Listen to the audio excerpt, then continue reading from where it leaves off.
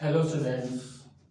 आज हम आपके लिए बिल्कुल सिंपल तरीके से मल्टीप्लाइकेशन लेकर आ रहे हैं कि किस तरह से मल्टीप्लाई करते हैं, किस तरह से 2 डिजिट नंबर को मल्टीप्लाई किया जाता है और किस तरह से 3 डिजिट नंबर को मल्टीप्लाई किया जाता है और कितनी इजी तरह से किया जाता है, ये आज हम आपको बताएंगे।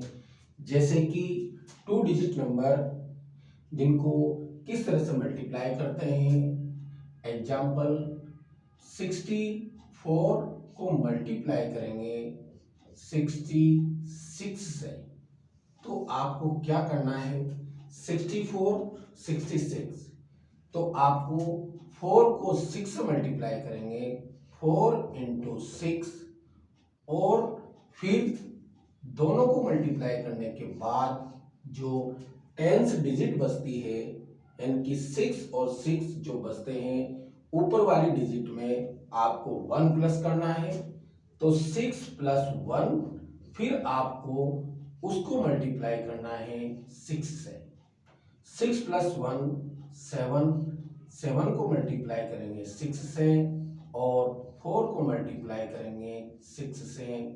7 6 जा 42 और 4 6 जा 24, ये आपका आंसर। उसी तरह से एग्जाम्पल नंबर 2, 73 को मल्टीप्लाई करना है 77 से। अब आप इसी तरह से जैसे हमने ये मल्टीप्लाई किया है, सेम उसी तरह से आपको ये मल्टीप्लाई करना है। इन दोनों डिजिट को आपको मल्टीप्लाई करना है, यानी कि 3 को मल्टीप्लाई करेंगे 7 से। आगे वाली जो डिजिट है, फर्स्ट डिजिट है, उसमें आपको 1 प्लस करना है, तो 7 प्लस 1, फिर उसको मल्टीप्लाई करना है आपको 7 से।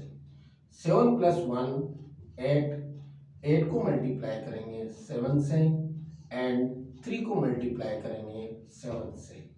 8 7 जा 56 और 3 7 जा 21, ये आपका आंसर। उसी तरह से आप 2 डिजिट नंबर को, 3 डिजिट नंबर को, 4 डिजिट नंबर को आप मल्टीप्लाई कर सकते हैं। जैसे क्वेश्चन नंबर 3, 3 डिजिट नंबर आपको मल्टीप्लाई करना है, तो 108 को मल्टीप्लाई करेंगे 102 से। तो जैसे हमने अभी मल्टीप्लाई किया था, सेम उसी तरह से हम मल्टीप्लाई करेंगे। 8 को मल्टीप्लाई करेंगे 2 से, तो यहां लिखा जाएगा 8 इंटू 2। फिर 10 और 10 समान डिजिट होती है, इक्वल डिजिट होती है, तो ऊपर वाली डिजिट में आपको 1 प्लस करना है। 10 प्लस 1, इसको मल्टीप्लाई करेंगे 10 से, तो 10 प्लस 1 11, 11 को मल्टीप्लाई करेंगे 10 से, और 8 को मल्टीप्लाई करेंगे 2 से। 11 10 जा 110 और 8 2 जा 16, ये आपका आंसर। पहले 2 डिजिट नंबर किया था, अब 3 डिजिट नंबर करेंगे। एग्जाम्पल नंबर 4, 103 को मल्टीप्लाई करेंगे 107 से। उसी तरह से मल्टीप्लाई करेंगे जैसे आपने अभी मल्टीप्लाई किया है।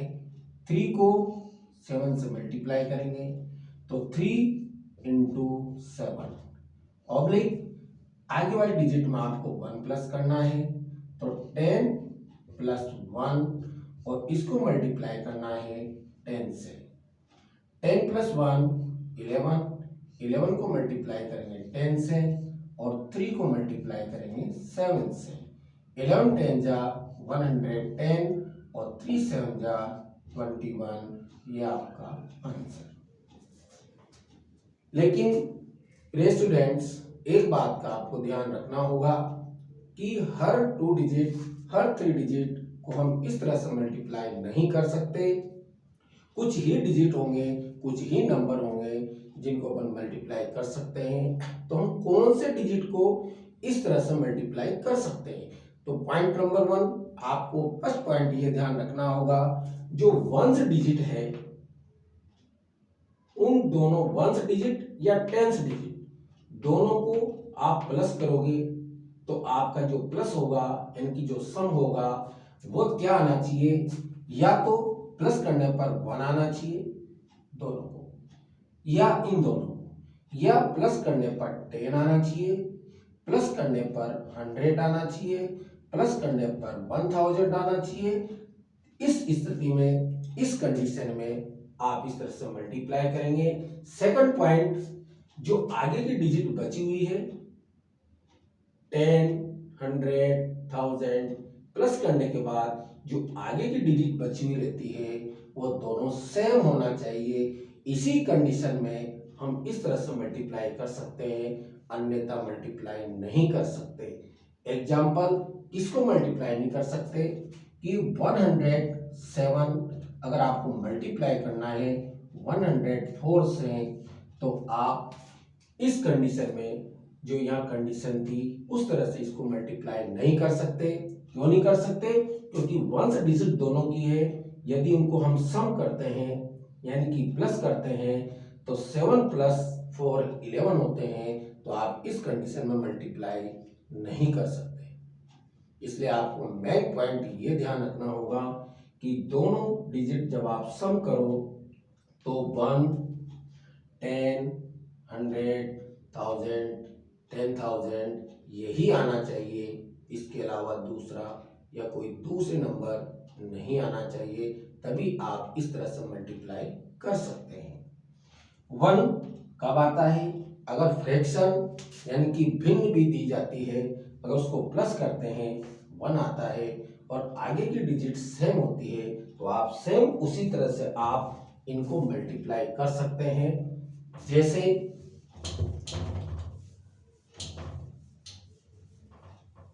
यदि आपको किसी फ्रैक्शन को मल्टीप्लाई करना है, जैसे हम 9/1/2 को मल्टीप्लाई करेंगे 9/1/2 से, तो आपको क्या रखना है कि 9/1/2 इंटू 9/1/2, तो आप क्या करोगे, जो वंस डिजिट है 1/2 + 1/2 दोनों को प्लस करने पर 1 आता है, और आगे की डिजिट यानी कि टेंस डिजिट होती है वह समान होती है। तो इस स्थिति में हम उसी मेथड का यूज करेंगे जैसे कि अभी हमने कुछ देर पहले किया है। कैसे करेंगे कि 1/2 को मल्टीप्लाई करोगे 1/2 से, आगे जो डिजिट होती है उसमें आपको प्लस को 1 करना है और उसको मल्टीप्लाई करना है 9 से। 9 + 1 यानी कि 10, 10 को मल्टीप्लाई करेंगे 9 से, अब इन दोनों को मल्टीप्लाई करेंगे, 1 को 1 से मल्टीप्लाई करेंगे 1, 2 को 2 से मल्टीप्लाई करेंगे 4, 10 को 9 से मल्टीप्लाई करेंगे 10 9 जा 90, 90/1/4, ये आपका आंसर। उसी तरह से हम डेसिमल डिजिट, जो डेसिमल यानी कि दशमलव में दिया जाता है, उसको भी इसी तरह से मल्टीप्लाई कर सकते हैं। जैसे एग्जाम्पल नंबर 5 ये और एग्जाम्पल नंबर 6, कोई भी डेसिमल डिजिट होती है आप उसको मल्टीप्लाई कर सकते हो। 5.4 को मल्टीप्लाई करेंगे 5.6 से, ये डेसिमल डिजिट है, वही आपको प्लस करना है। 4 + 6 = 10 होते हैं, और 5 और 5 दोनों डिजिट इक्वल होती है, तो आप इसी मेथड का यूज कर सकते हैं। तो यानी कि आपको क्या करना है, ये पॉइंट लगाना है और 4 × 6 ये मल्टीप्लाई करना है। आगे वाली डिजिट में आपको 1 प्लस करना है 5 + 1, और उसको मल्टीप्लाई करना है आपको 5 से। 5 + 1 6, 6 को मल्टीप्लाई करेंगे 5 से, और 0.4 को मल्टीप्लाई करेंगे 6 से, तो 6 5 जा 30 और 0.64 जा 24, यानी कि आपका आंसर होगा 30.24 24 ये आपका आंसर। तो इस तरह से हमने 2 digit number, 3 digit number and decimal and fraction in सभी तरह से इन सभी को हमने मल्टीप्लाई किया। और किस तरह से मल्टीप्लाई किया, ये आपको इसकी कंडीशन याद रखना है कि जो 1 डिजिट होता है या 3 डिजिट हो तो 10 डिजिट होगा, दोनों का प्लस करोगे तो या तो 1 होना चाहिए या 10 होना चाहिए या 100 होना चाहिए या 1000 होना चाहिए। अगर होगा तो हम इसी मेथड का यूज करके हम मल्टीप्लाई कर सकते हैं।